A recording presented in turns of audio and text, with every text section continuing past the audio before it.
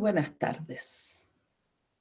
Nuevamente junto a ustedes, en esta tarde de miércoles, saludamos muy sentidamente a los familiares de las personas fallecidas y enviamos todos nuestros deseos de mejorías a los que aún están enfermitos.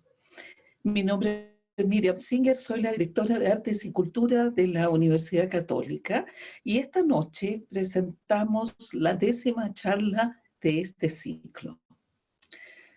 Los seres humanos me recuerdan a la cebolla.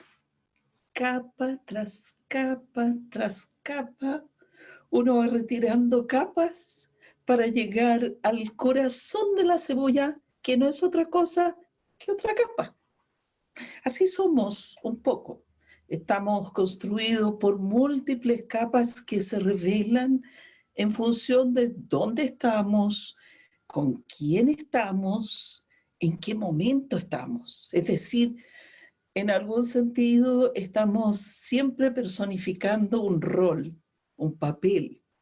A veces soy la abuela, otras veces soy la maestra, otras veces estoy dirigiendo, funcionando, actuando, operando, representando.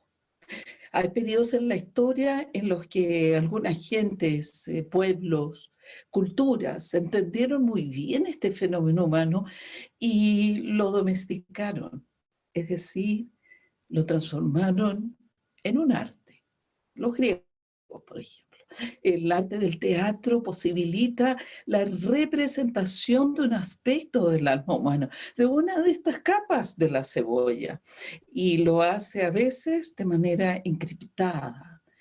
Dice una cosa, pero lo dice en forma subterránea, como no queriendo, como no pudiendo, como eligiendo caminos más largos, como haciéndole el quite a la cosa que se quiere decir y como provocando.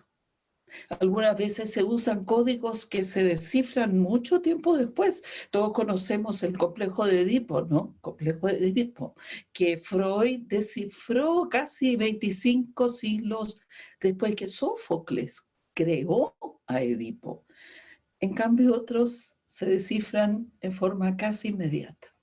Y para hablar de esta capacidad del teatro de decir lo indecible, lo indescifrable a la luz del día, está un querido amigo experto en estos lenguajes. Su nombre es Cristian Opaso. Muy querida Miriam, muchísimas gracias por tu cálida presentación. Un saludo a todas las personas que nos acompañan en esta jornada. Y no quisiera pasar por alto la bellísima definición que nos acabas de regalar acerca de este gran teatro que es el mundo.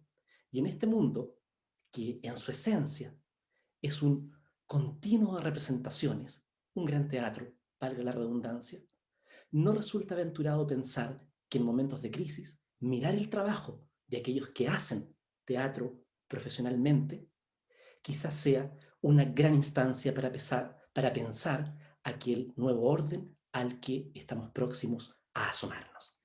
Pues bien, quisiera iniciar mi presentación, si me permiten, con el tecnicismo de compartir pantalla para invitarlos e invitarlas a un recorrido que, como anunciaba nuestra presentación, tiene como destino la noche santiaguina de la década de 1980, una historia pop de la transición o, como reza el subtítulo, el arte de las fiestas.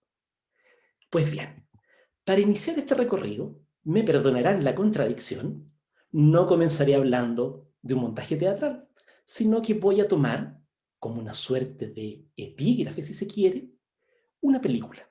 La película No, dirigida por Pablo Larraín, protagonizada por Gael García Bernal y Alfredo Castro en una soberbia actuación. ¿Por qué he elegido esta película? A continuación les expongo mis razones. Hace prácticamente 8 años, en agosto pero de 2012, el estreno de la película No, que quizá muchas de las personas que hoy día nos acompañan hayan visto, generó un agudo debate en nuestro campo cultural. ¿Y cuál era la razón del debate que abría esta película, inspirada en un trabajo temprano de Antonio Skármeta titulado El plebiscito, y cuyo leitmotiv era justamente la alegría. Esa alegría que parece que se nos arrancó, se nos extravió o nos la extraviaron. Pues bien, la polémica surgió porque, recordará más de alguno o alguna de ustedes, tomaba como punto principal, como perspectiva esta película, el trabajo de la agencia de publicidad que a través de un agudo publicista, valga la redundancia, interpretado por Gael García, lograba maquinar una campaña que encontraba en la figura de la alegría y de todo lo que se asocia a ella, una clave que fue decisiva a la hora del triunfo de la opción no, que sentenció el final de la dictadura.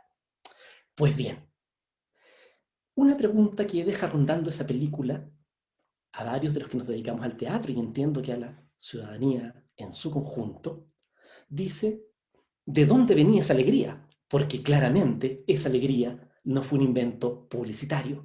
Esa alegría estaba arraigada en nuestras prácticas cotidianas, estaba arraigada en una comunidad que podía estar en estado de represión continua, de control férreo, pero que por debajo estaba tramando su despertar. Esa alegría provenía de un espacio que la película no muestra. Pues bien, lo que yo quisiera proponerles en esta tarde-noche es la respuesta que encontré revisando las biografías culturales de nuestros teatristas, nuestros trabajadores del teatro más notables de la década de 1980.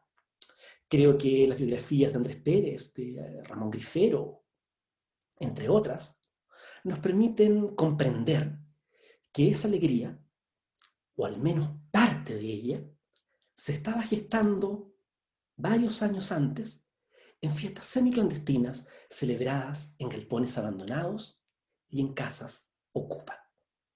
Lo que quiero proponer en esta reunión es que antes que la alegría fuese convertida en un commodity, en un bien transable, en material de spot publicitario, antes de eso, esa alegría fue encarnada por una comunidad de jóvenes y no tan jóvenes, descontentos con el orden imperante, que decidieron, insisto, en una cartografía de lugares residuales, marginados, imaginar fiestas donde se ponía en tela de juicio los límites que separaban entre cine y teatro, las odiosas distinciones entre discoteca de vanguardia y nostálgica peña folclórica, y por supuesto también las maniqueas distinciones muchas veces impuestas entre masculino y femenino. Eso comienza a germinar antes de la campaña, por supuesto, antes de cualquier spot publicitario, en una cartografía que, como bien muestra el mapa que tienen frente a ustedes, permite comprender una escena subterránea. Si me acompañan mirando este mapa que está frente a ustedes y nos remontamos a la década de 1980, podremos ver en puntos de color amarillo en el extremo derecho de vuestras pantallas, ¿no?, el Centro Cultural Mapocho, la Casa del Arte Vivo, fundada por Andrés Pérez, el Teatro Esmeralda, a finales de los años 80, comienzos de los 90, recuperado por Andrés Pérez, y en color rojo, el Trolley y el Decarach de Matucana, que serán nuestros destinos en la jornada de hoy. Pues bien, lo que me interesa mostrarles es que efectivamente, además de los grandes teatristas conocidos y cuya obra justamente hemos tenido la posibilidad de ver o al menos de enterarnos de oída, más allá de Ramón Grifero, Andrés Pérez o Mauricio Celedón, ¿no?, en estos espacios clandestinos, en esas pistas de baile que podríamos apodar de piratas, ¿no?, proyectó su trabajo una trama de personas tan geniales como subversivas, tan diversas como anónimas. Pienso en Lorenza Iyapán, actriz y performer. Pienso en doña Mónica Echeverría, dramaturga, teatrista, gestora. Pienso en Pablo Lavín, figura clave del underground de los 80. Pienso en Pedro Lemebel, en el poeta y gestor cultural Jordi Lloret, en la folclorista Griselda Núñez, conocida como la Batucana, o también en Vicente Ruiz.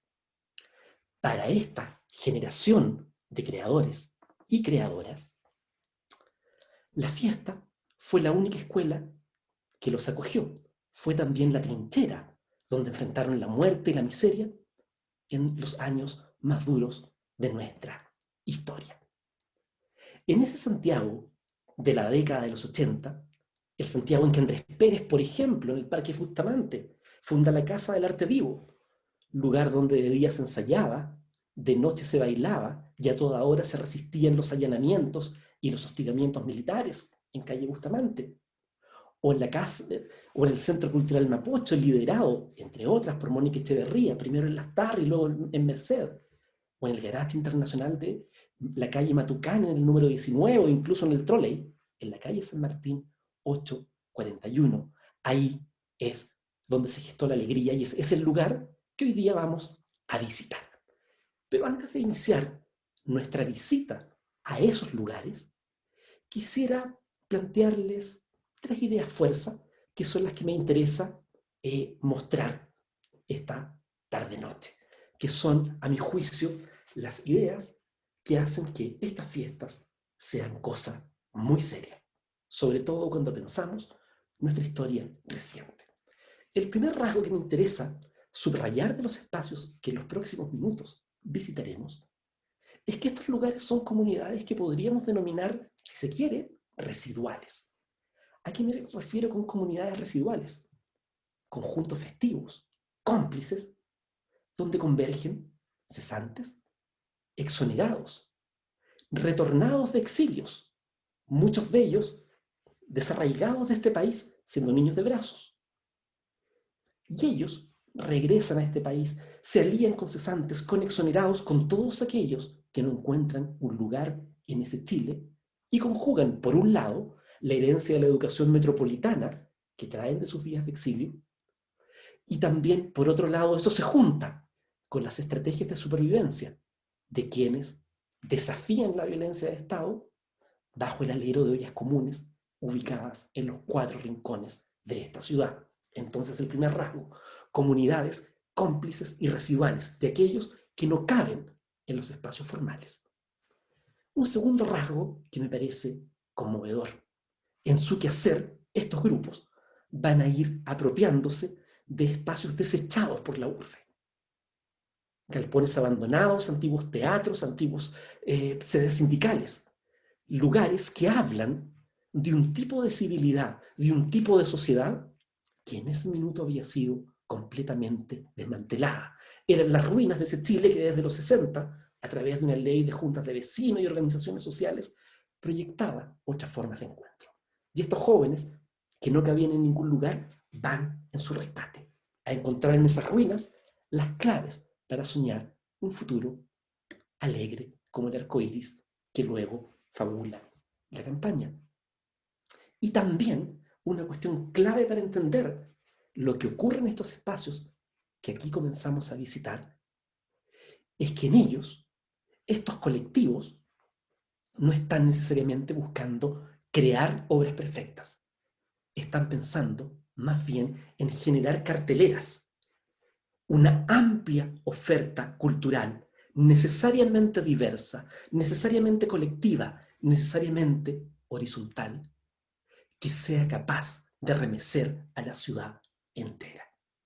Esa es la introducción de un recorrido que comienza ahora llegando al número 841 de la calle San Martín. Me refiero al Trolley, un antiguo galpón que paso a describir y que ustedes pueden comenzar a imaginar a partir de la fotografía que vemos en pantalla. El Trolley estaba, como solían decir sus parroquianos, los cito a ellos, comillas, un galpón entre las putas y la cárcel, cierre comillas. La frase no es trivial. En San Martín abajo, este antiguo galpón abandonado, que había sido sede del sindicato de conductores de trolebuses de Santiago y que malvivía medio morir saltando, arruinado, se encontraba justamente en una zona donde convergía el antiguo terminal norte, zona de intercambio, movimiento y migrancia local, la suerte de ruina de Barrio Rojo santiaguino y por supuesto también la antigua cárcel pública. Ahí en medio surgía una vida que, como describe Ramón Grifero, uno de los tantos que ocupa y hace estallar su escenario, se percibía del siguiente modo. Me permito citarlo de manera textual.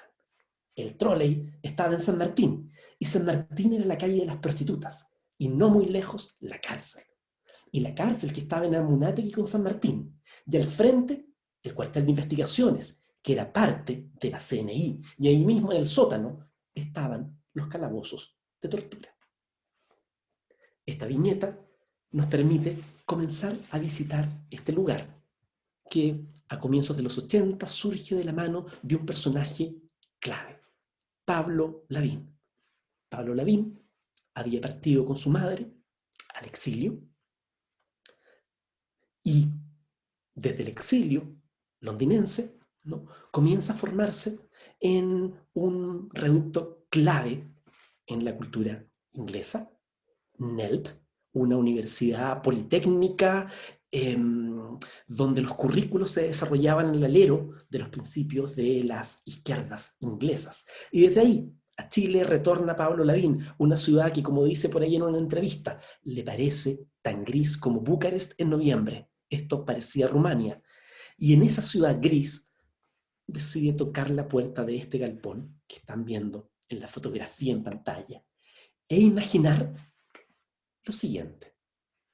Dice Lavín: yo conseguí el trole y un espacio abandonado, estaba arruinado, marginal. Lo encontré una tarde caminando al norte de la Alameda, efectivamente, y de a poco en ese espacio fue sucediendo lo que tenía que suceder, tal como lo concibe junto a su pandilla, ¿no?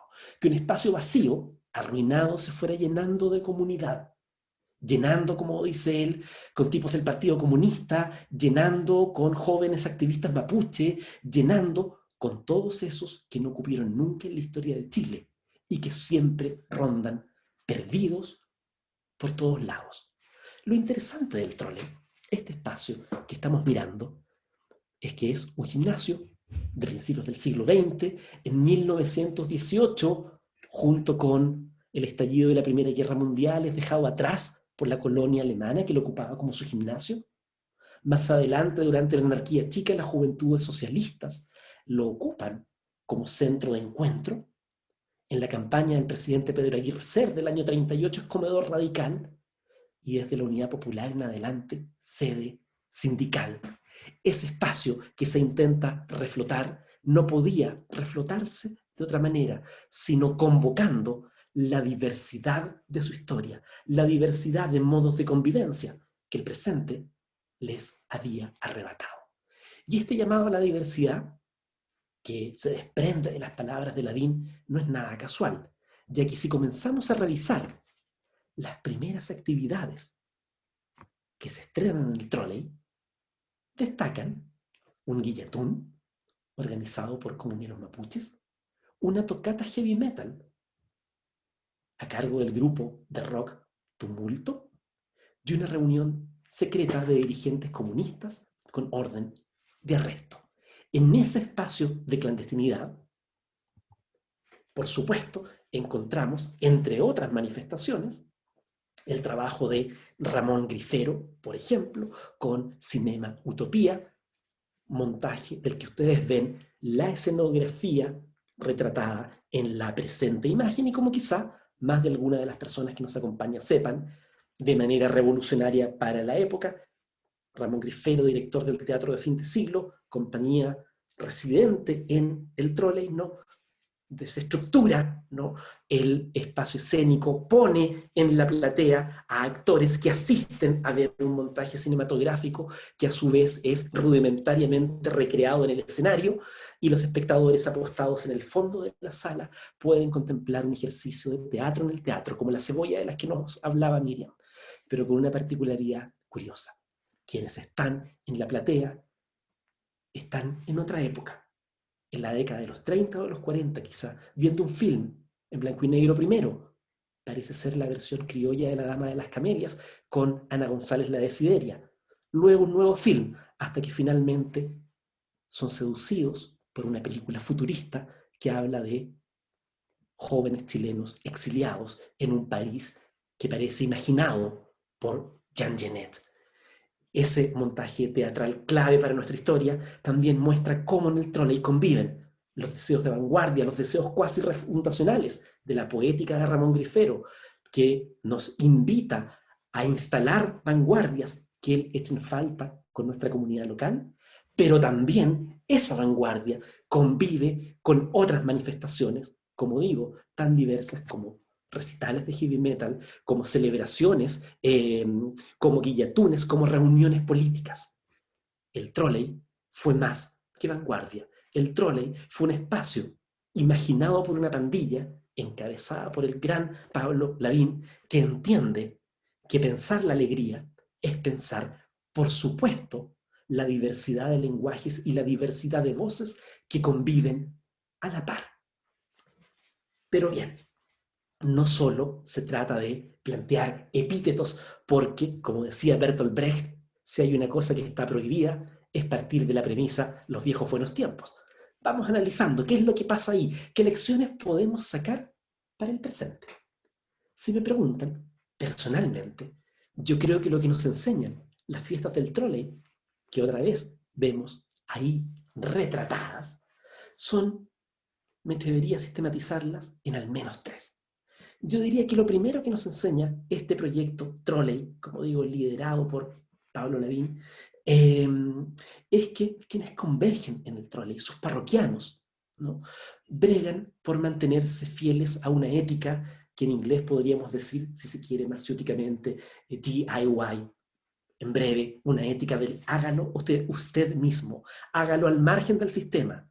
Y es así como esa ética del hágalo usted mismo, ¿no?, se encarna en el Trolley a través de un lenguaje que habla de adhesiones, que habla de mercaderías conseguidas en consignación, que habla de piratería, que habla de cómo somos capaces de inventar un futuro mejor con saberes que parecían marginados. El saber que traen de sus educaciones públicas metropolitanas quienes retornan a un país que para ellos y para la gran mayoría de nosotros en ese momento es sinónimo de una herida abierta. También esos saberes metropolitanos que internan de contrabando a un Chile que los mira de reojo y cuando no los violenta, converge con el saber de los que estaban acá, pateando piedras, como en la canción de Los Prisioneros. Y esos saberes del que patea piedras entre bloques de departamentos y ollas comunes se aúna con el saber metropolitano de estos jóvenes retornados.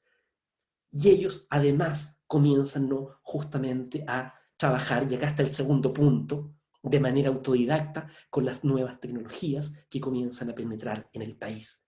El auge de las cintas magnéticas, el VHS, por supuesto el cassette, la lógica de la piratería. Es decir, comenzamos a adiestrarnos en el uso de tecnologías, pero de manera tan creativa como subversiva. Pequeños mini componentes, pequeños personal estéreos o Walkman se transformaban en pequeños estudios de grabación, en espacios germinales para una revuelta tan colorida como disidente. Y una tercera gran lección que creo podemos sacar del Trolley tiene que ver con la manera, ¿no?, en que el uso de esas tecnologías, el levantar proyectos a pulsos, termina siendo de la fiesta un espacio donde, sin querer queriendo, se adiestran aquellos jóvenes que van a cambiarle la cara a las incipientes industrias creativas del país, que estarían por venir en la década siguiente. Hay una cosa muy interesante que siempre es fascinante pensar, es comparar los currículos académicos que enseñan en las escuelas de arte en el periodo, las universidades militarizadas, intervenidas, arruinadas, con aquellos currículos, con aquellos grados académicos desde su retorno, jóvenes formados en París, en Inglaterra, o en Estados Unidos, o en Alemania, o en otras capitales latinoamericanas, cada cual encontrará su ejemplo más cercano, y contrastar ambos tipos de saberes, ambas formaciones académicas. Un aspecto poco estudiado de nuestra historia es cómo estos jóvenes que retornan traen consigo una educación que transmiten de boca a boca bajo el alero de la fiesta que no se encontraba en otros espacios. Y esa educación se trenza, por supuesto, con los saberes populares igualmente excluidos, igualmente marginalizados. Creo que en este tipo de fiestas del trole, ¿no? Donde he dicho hay una ética del hágalo usted mismo, donde también todo se hace con pequeñas tecnologías precarias, artesanales, y donde sobre todo se abrazan los que vienen llegando del exilio con los que permanecen igual de marginados y cruzan saberes, lo docto con lo popular, todo lo proscrito, terminan construyendo un lugar donde se cumplen dos leyes sagradas de la fiesta semiclandestina de la década de los 80. El primero, no tenemos la idea de salón VIP, no tenemos la idea de privado. La pista es un espacio amplio, diverso, donde si quieres participar tienes que tolerar la diferencia del otro. Y derivada de esa primera ley o mandamiento implícito, ¿no?, está el que todas las diferencias son aniquiladas. Yo llego a la pista de baile y puedo en un minuto ser partícipe de una coreografía improvisada mirando una proyección de videoarte en una muralla. Al segundo siguiente, soy espectador de teatro. Y enseguida, como si fuese un loop en constante reproducción, puedo estar viendo una obra que superpone el audiovisual con la corporalidad. Puedo estar viendo algo que parece performance y que parece teatro. Es la mezcla continua. Ahora bien, en esta mezcla continua, por supuesto, también nuevas formas de expresión de afectos y sexualidades, condenadas a los guetos, condenadas a la persecución, encuentran un espacio donde, de manera sintomática, los baños se comienzan a tornar unisex en ese tipo de espacios. Comienzan a abrirse espacios para decir nuestros afectos y decir quiénes somos a rostro descubierto, al ritmo de la música. Me apuro un poquito en el recorrido. No quisiera devorar el tiempo sin al menos alcanzar a visitar el garaje de Matucana, pero quería leer un par de citas, por supuesto, que hablan de estas dos dimensiones que se comienzan a encarnar en el trolley. Resistencia, fiesta, y por otro lado, junto con la resistencia, la preparación de la fiesta clandestina como un espacio de aprendizaje. Leo dos testimonios. El primero de la actriz Verónica García Huidobro, que forma parte de la compañía Teatro de Fin de Siglo Ramón Grifero, y que habla de cómo esos jóvenes recibían el asedio perpetuo y constante. Primer testimonio. Parto con un testimonio de Lavín y continúo con uno de Verónica García Huidobro. Lavín dice: la CNI se parapetaba en las puertas, siempre irrumpió la policía, era obvio que estaban sapeando. Habían venido unos huevones en 3 autos sin patentes y habían pateado la puerta y cortado la electricidad. Y nosotros decíamos malapate y seguíamos haciéndole frente. Y luego de eso, en otra anécdota, espeluznante también de represión, habla Verónica García Huidobro. En esa época yo estaba filmando Morir de Amor, una telenovela. Estaba grabando en julio del 85, se grababa en Algarrobo, perdón. Y del canal me llevaron en helicóptero para grabar.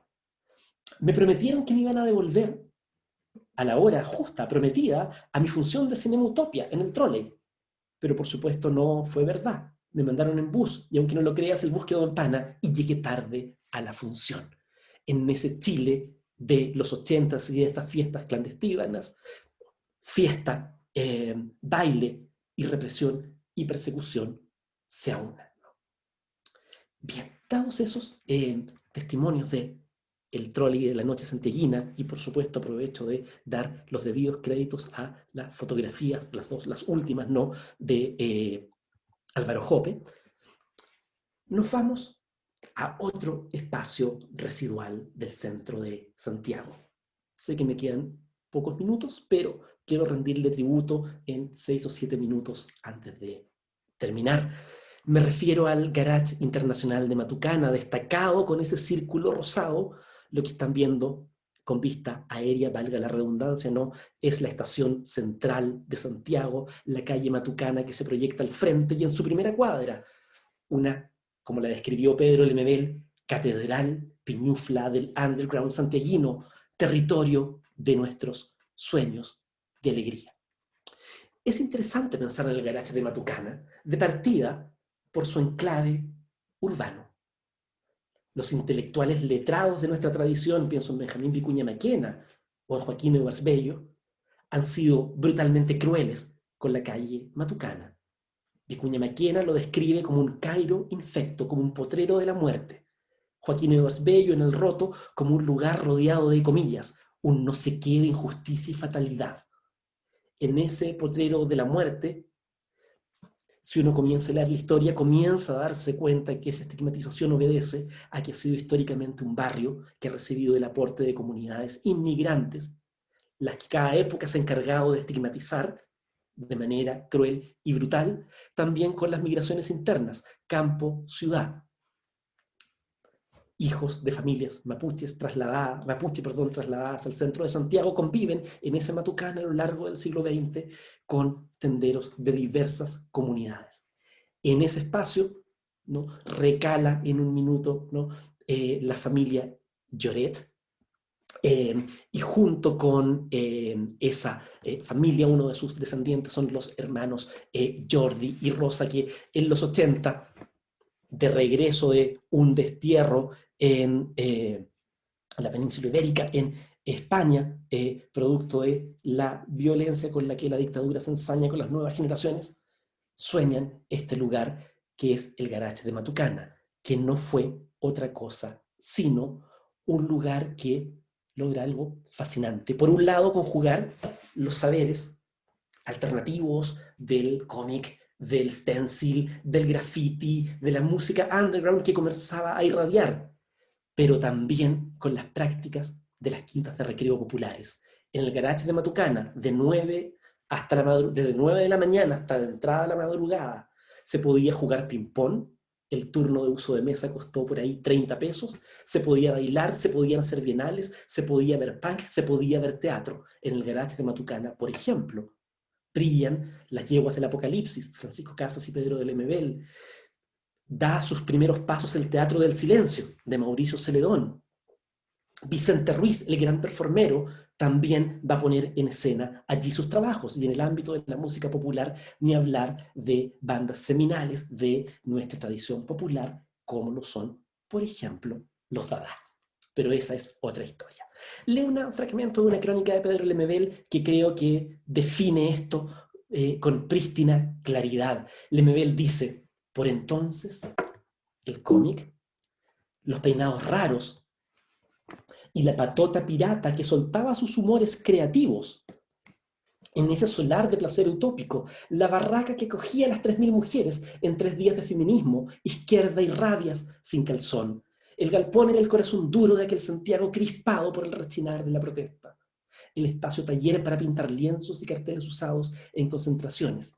Frases y poéticas del panfleto escritos en los ecos de aquella catedral piñufla. Quiero destacar, en honor al tiempo, 2 aspectos claves del Garage de Matucana.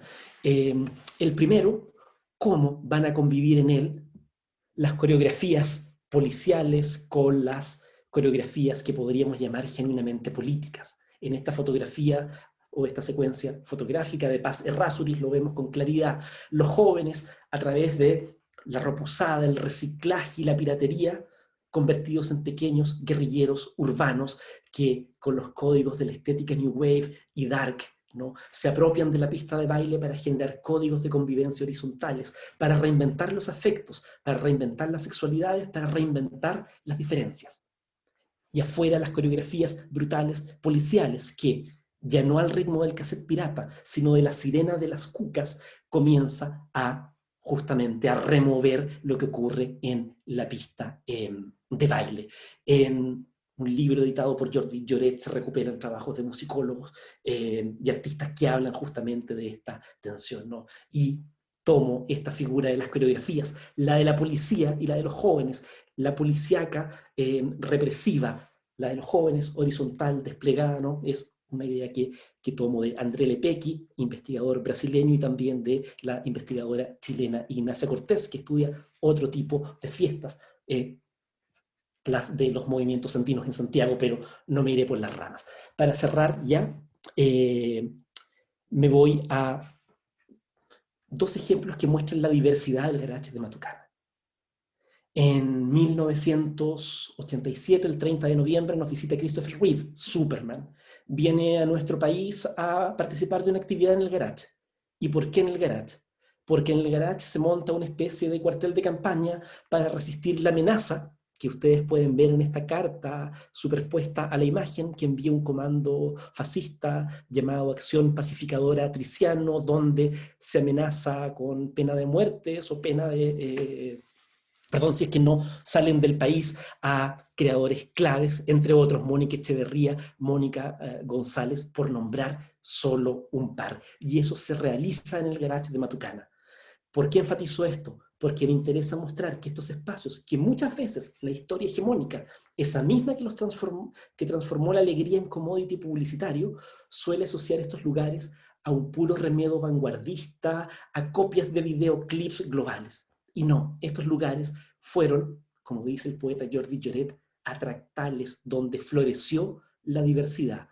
Si había represión policial, nos refugiábamos en el garage. Si venía Superman, nos refugiábamos y lo recibíamos en el garage.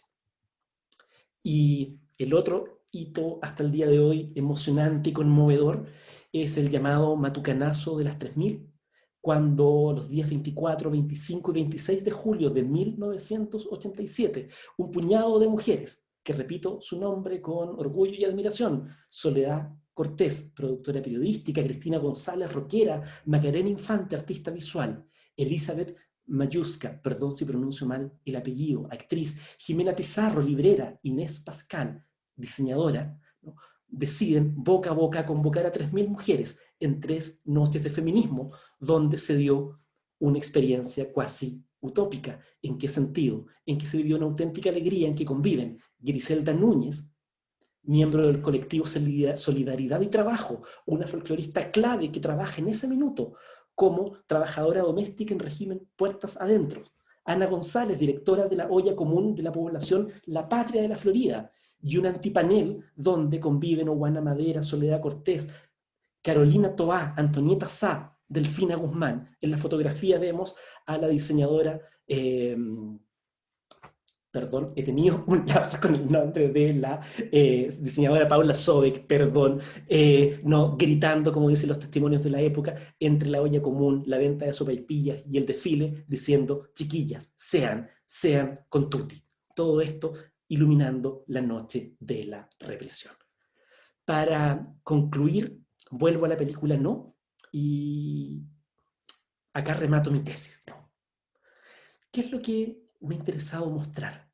Que en estas fiestas clandestinas germina aquella alegría que el relato del film No nos muestra que luego es transformada en commodity. A mí me ha interesado mostrar cómo el legado de nuestros principales teatristas nos permite entender que esa alegría surge en otros espacios populares. Diversas investigaciones lo van ocasionando, blog de departamentos periféricos, ollas comunes y, por qué no, también fiestas semiclandestinas.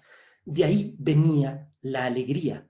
Ahora bien, ¿qué pasa con esa alegría?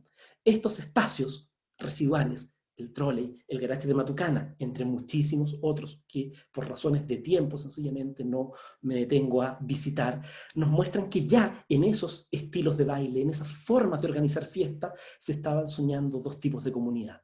Aquella que ve la fiesta como un semillero para producir las tecnologías que luego van a nutrir las industrias publicitarias de la transición.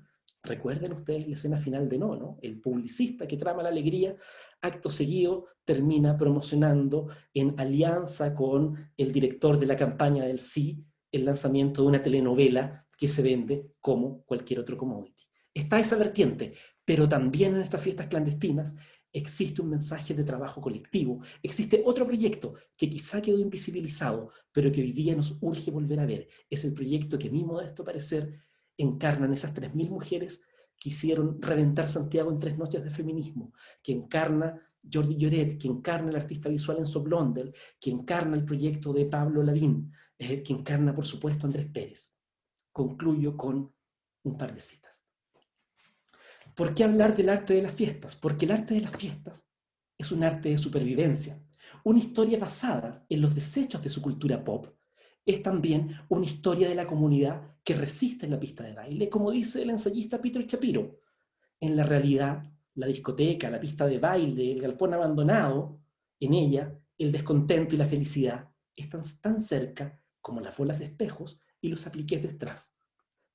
O, como traducirían de manera subversiva y disruptiva a Pedro Lemebel o Andrés Pérez, también podríamos decir que toda esta música y todas estas luces, pese a las molotov, pese a las pedradas que se confundían con los beats de la seductora electrónica en nuestra memoria, jamás llegarán a apagarse. O como decía la canción, que tantas veces bailamos en esos lugares con melancolía y nuestro precario inglés, There's a light and that never goes out. Muchas gracias y ha sido un placer haberles conducido por este recorrido por la noche santiaguina. Ahora tendremos la posibilidad, por supuesto, de hacer un par de preguntas y dialogar. Gracias. Cristian, las gracias te las damos nosotros. La verdad es que nos hiciste revivir esos tiempos perdidos que creo que no lo son, no están perdidos. Y te voy a mencionar la primera pregunta, y que creo que tiene relación con eso. Dice, usted menciona la alegría, fiesta, frenesí, reducidas a espacios residuales. ¿No cree que un poco de ese estado se mantuvo sumergido durante 40 años y volvió a emerger el 18 de octubre? ¿Será que ese sentimiento nunca dejó de existir en los márgenes de la sociedad y que el teatro le proveyó un cobijo temporal entre estallido y estallido? Tenemos hartas preguntas súper buenas, ¿eh? Y tenemos solo 10 minutos. Mal, pero no importa, intentar. Vamos con esa porque me parece, no lo digo irónicamente, que más que una pregunta es una tesis que no dudo en suscribir. De hecho, tomando ese comentario de la persona que interviene, podríamos transformarlo derechamente en la última diapositiva de esta presentación. Me explico. Imaginemos la fotografía de Susana Hidalgo con la multitud encaramada en el monumento en Plaza de la Dignidad, con el cielo rojo, aquella marcha del millón. Bien podríamos leer esa fotografía como una continuación de lo que vimos en este breve recorrido que, como digo, recoge dos espacios dentro de muchos otros y que por supuesto es absolutamente injusto pensar que fueron solo dos. Voy al núcleo de esa tesis, ¿no? ¿Qué es lo que propone? El teatro le da un cobijo a algo que está latente y que luego vuelve a estallar. Me entusiasma tanto esa pregunta que me atrevería a decir que lo que terminamos viendo el 18 de octubre fue una fiesta que obedece a un problema de casting, a un problema de elenco. Me explico. Cuando realizamos nuestra transición en la democracia y dejamos fuera los lenguajes festivos, estamos dejando fuera a actrices y a actores populares, a actores y actrices sociales, porque como bien dijiste tú, Miriam, al inicio de esta conversación, ¿no? El mundo es un teatro, todos interpretamos roles. Y me gusta imaginar que lo que ocurrió en octubre fue el retorno de aquellos miembros del elenco que dejamos excluidos de ese montaje que estuvo vigente durante 30 años. Por lo mismo, me parece que pensar la fotografía de Susana Hidalgo, de la marcha del millón y de la multitud en ese atardecer con un cielo intenso, ¿no? Es una manera de pensar que lo que estamos viendo ahí es el retorno de todos aquellos que mantienen latente esta memoria de música y baile que no quedó en la historia oficial. Y, si me permites, un detallito más. Creo que también acá podemos encontrar una lección de cómo leer esas postales de la revuelta del presente. Es decir, creo que ellas nos permiten y nos advierten de que no debemos cometer el mismo error. En nuestra memoria oficial redujimos el trolley, por ejemplo, a vanguardia, y solo vanguardia. Y nos olvidamos de los performances, nos olvidamos de nombres olvidados, nos olvidamos que al trolley a Vicente Ruiz lo iba a ver Isidora Aguirre, nos olvidamos que en el trolley se hacían guillatunes, nos olvidamos de todo eso. Y creo que esa es la lección que no podemos perder de vista hoy día, ¿no? Que nuestra comunidad es amplia y que el elenco debe ser así de amplio. Mira, aquí hay algo más respecto de lo que tú dices cuando hablas del elenco. Dice, vemos que en el trolley y estos espacios había mucho teatro, música y danza, artes escénicas en general, ¿no? Hablando de el mundo es un teatro. ¿Interactuaban también con los artistas visuales de la época? Absolutamente cierto. Quisiera responder con un dato de lectura y con una descripción, ¿no? Parto con la descripción. Eh, Asistir al trolley o asistir al garage de Matucana era una experiencia similar a asistir a un loop de estímulos visuales y culturales diversos. Por ejemplo, eh, además de las figuras de artistas visuales consulares como Pablo Barrenechea, como Rodrigo Hidalgo, el colectivo Butlitzer, las fotografías de Paz de Errázuriz, las acuarelas de Lía Kleiner que están en su minuto en el garage de Matucana, ¿no? Están las artes visuales, está la plástica, y está la plástica de un modo que interactúa con quienes asisten. La plástica es escenografía, la plástica es instalación, la plástica diseña el horizonte que hace a esas fiestas posibles. Y eso es tremendamente relevante. Hay un par de libros que uno debe mencionar sin duda por su carácter iluminador al respecto, ¿no? Está Dada, la biografía de Leonardo Aller, un músico señero del punk chileno, que se puede adquirir en Calabaza del Diablo, paso el aviso, ¿no? Donde muestra cómo cada evento en esos lugares era una genuina bienal, en el sentido que todo convivía.